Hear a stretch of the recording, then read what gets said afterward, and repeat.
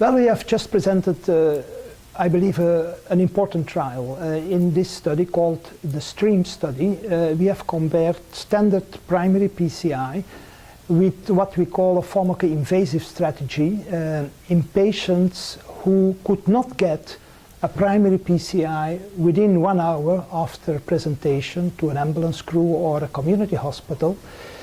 And these patients were presenting within 3 hours after the onset of symptoms with a large amount of ischemic myocardium, because we required 2 millimeters of ST segment elevation in 2 contiguous leads. What is the background? We know that many patients are not able to get a primary PCI within the recommended time delays, and the reason might be distance, might be weather conditions, traffic jams, and so I think this study is relevant for the daily clinical practice.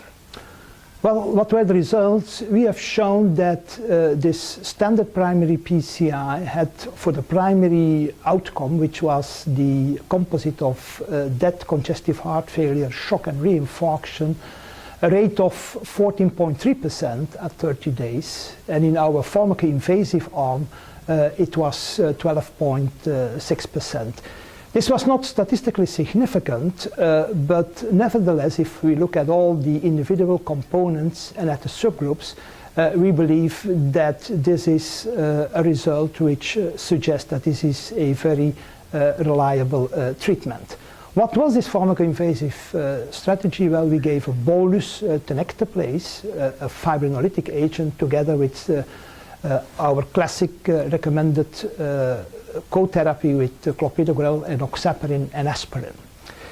Of course, with the pharmacoinvasive strategy with the lytic, there is always a concern about bleeding complications, especially cerebral bleed, and indeed in the initial phase of the study there was an excess of intracranial hemorrhage. And for that reason, the dose of tenecteplase in the elderly was reduced by 50%. And after this dose reduction, no intracranial hemorrhage was observed in the elderly, and the overall rate of intracranial hemorrhage was low, 0.5% in the pharmacoinvasive arm.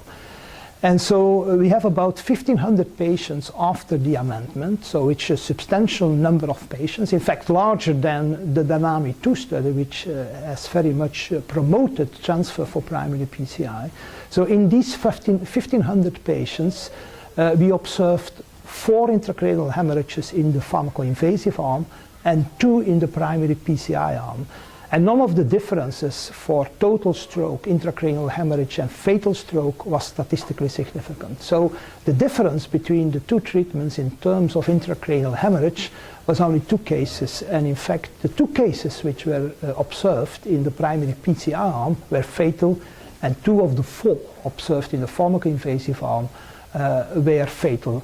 So we are very pleased with these data, and we believe that these results will have an impact on daily clinical practice in ambulance crew, which is responsible for triage and first treatment of STEMI patients. I want to add that this is not a challenge of the importance of primary PCI. I just want to say that this trial was performed in patients who could not get a timely primary PCI.